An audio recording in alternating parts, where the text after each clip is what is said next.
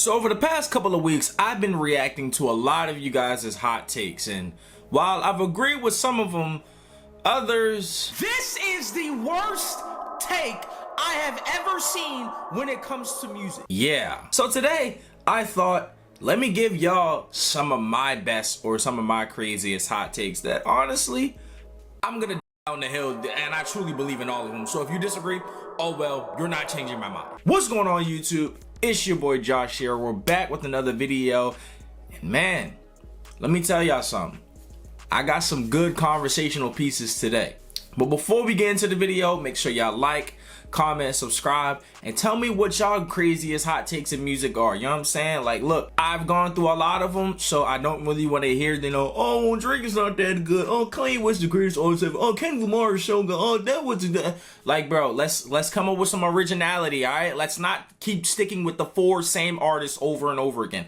Let's talk about something different. The reason why I low-key kind of stopped doing it last week is because generally all the comments included Kanye West, Travis Scott, Drake, you know what I'm saying, like Kendrick Lamar, J. Cole.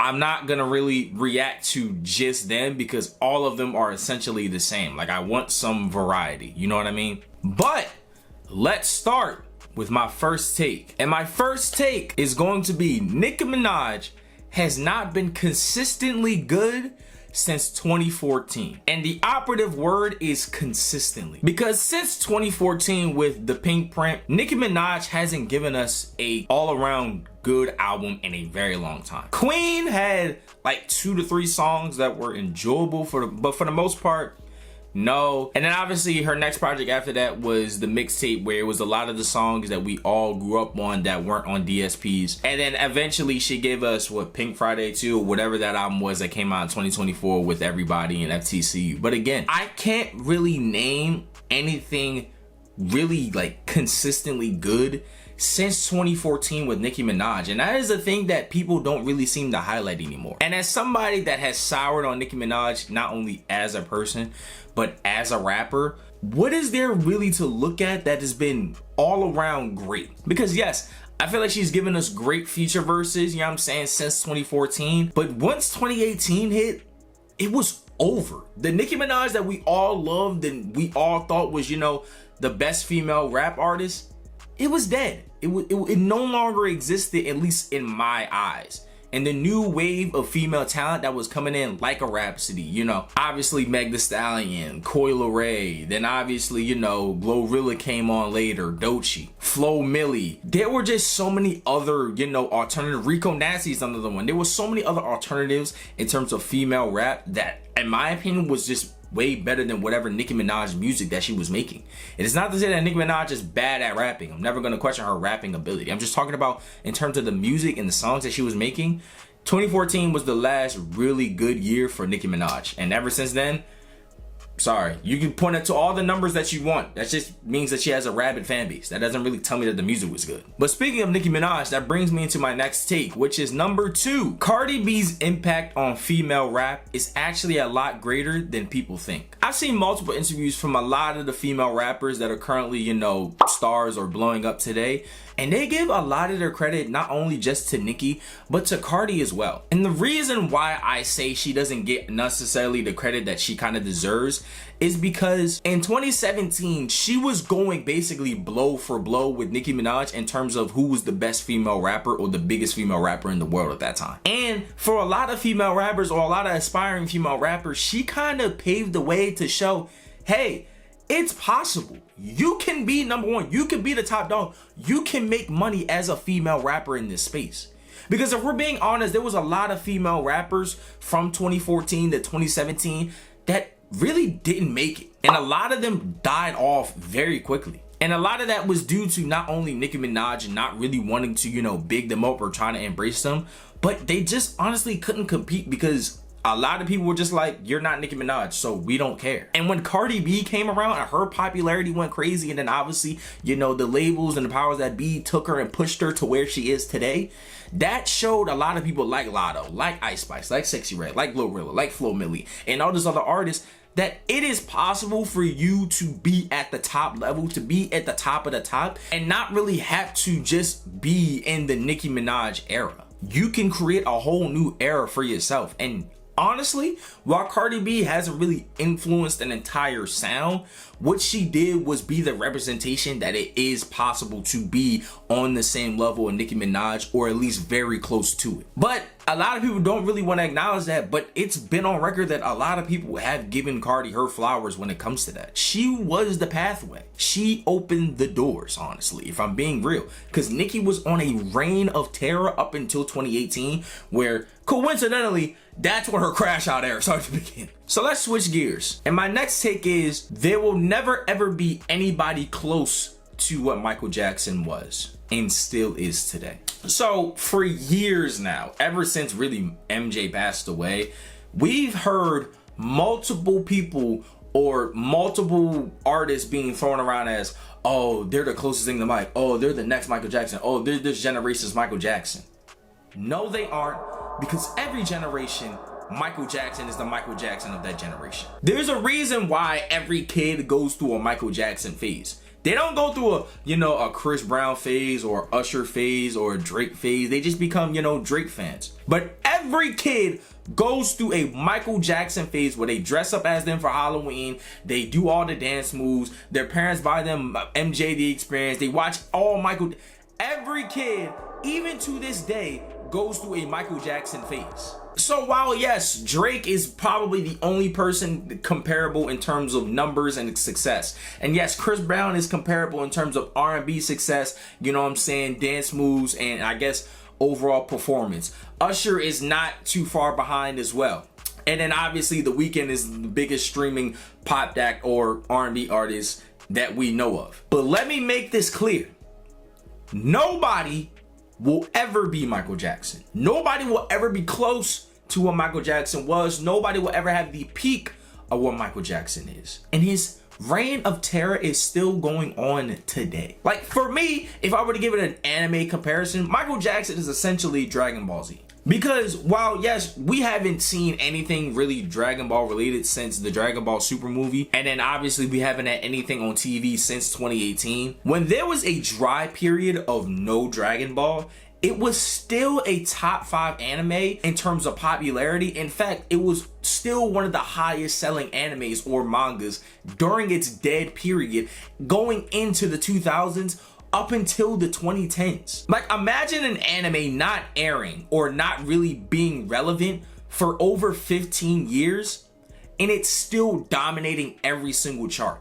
That is what Michael Jackson is. And so for me, again, all these people have some type of comp, but nobody has the total package. Nobody has that intangible. Nobody is going to be able to last as long as he does. Nobody's gonna ever have the influence that he has. And that is my point. So I don't want to hear no other names. I'm tired of this argument of, yo, this person. No, nobody is. Stop saying it. It's a dead thing. Even Chris Brown himself would tell you, I'm not him. Nowhere close to him. Usher would tell you, I'm not him. Nowhere close to him. Drake would probably be the only nigga that might tell you, yeah, I'm the closest thing to Mike. But that's just because it's fucking Drake.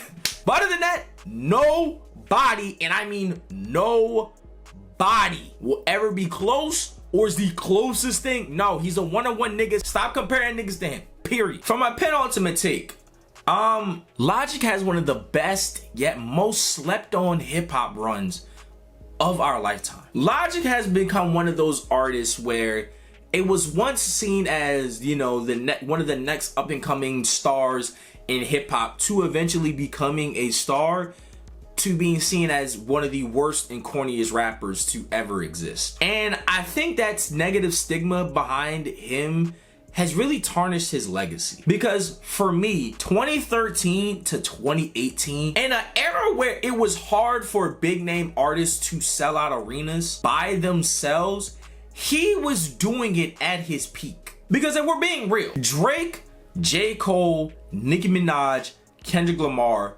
Kanye West, Jay-Z were the only real big names that could sell out an arena by themselves in hip-hop. He was also doing that as well. Like, I need y'all to understand, Meek Mill was very popular at the time. He couldn't sell out an arena tour by himself. Future was very popular at the time. He couldn't sell out an arena tour by himself. neither could Lil Uzi, and a plethora of other artists like a Big Sean, Wale, that were very big at the time, but they could not do arena tours by themselves. He could. And so when you look at an album like Under Pressure, when you look at a mixtape like Young Sinatra 3, when you look at The Incredible True Story, when you look at his first iteration of Bobby Tarantino, hell, even Bobby Tarantino 2, that run for me is one of the best runs in hip hop, period. And it doesn't get talked about enough because, again, Everybody happened. And while Everybody isn't necessarily the bad project that a lot of people make it out to be, and I know it's funny to, you know, crap on the biracial bars that were literally splattered throughout that entire project. And look, I have a lot of harsh criticism when it comes to that project and how he said it was for everybody, and then it was really just one song that mentioned everybody, and it wasn't even, again, everybody. So it wasn't an everybody project. It was just really a social critique on, you know, racism in society. That's what the project really was. And sure, he had the Suicide Hotline song that went massively crazy, but even that, a lot of people kind of look at that kind of sideways, but it did do a lot of good, so you can't dismiss all the good that it did. But again, even with all those criticisms, Everybody is still a decent project. Young Sinatra 4 is still a decent project. Heavily bloated, but it's still a decent project. And then after that, 2019 obviously happened, and that's where, you know, after 2018 was the fall off for me. The Dangerous Mind, I forgot what that project was, where he had Keanu Reeves and he had the Eminem song. That was really where the fall off began for me. But again, like I said, from 2013 to 2018 is literally one of the biggest runs hip hop has ever seen that doesn't get talked about enough, and yet somehow the most slept on run, again, that hip hop likes to discredit that it really didn't exist. So while I, you know, love Logic, I can also still be objective about Logic. You know what I'm saying? But this is me giving him his flowers overall though. Cause like, bro, 2013 to 2018, they couldn't argue with your numbers. You were selling 120, 200,000 first week every time. You were going gold and platinum. Like, you was doing that. You was him. Like, it was a legitimate flex to sell out Madison Square Garden at that time. A whole lot of rappers couldn't say that they did that by themselves. He can. But for my final take, 2024 is a top 3 music year of the millennium. I can confidently say, number one, that 2024 is a better overall year in music than 2016. I'm going to die on that hill. I think 2016 is probably the most overrated year in music. And while it's not to say that 2016 didn't provide a whole lot of good music, the carryover to 2017 is where you saw all the really good music. You know what I'm saying? But I'm not going to get into that. But for me, 2024, 2018, obviously, you know, 2013, 2014, you know, there's some combating years. Obviously, 2001, 2003, 2005, you know what I'm saying? Could I have an argument as well? But for me, if we look back at the myriad of projects that we have gotten in 2024, it's hard not to say that it's not one of the best years in music, period. We can look at, you know, I don't even like country, but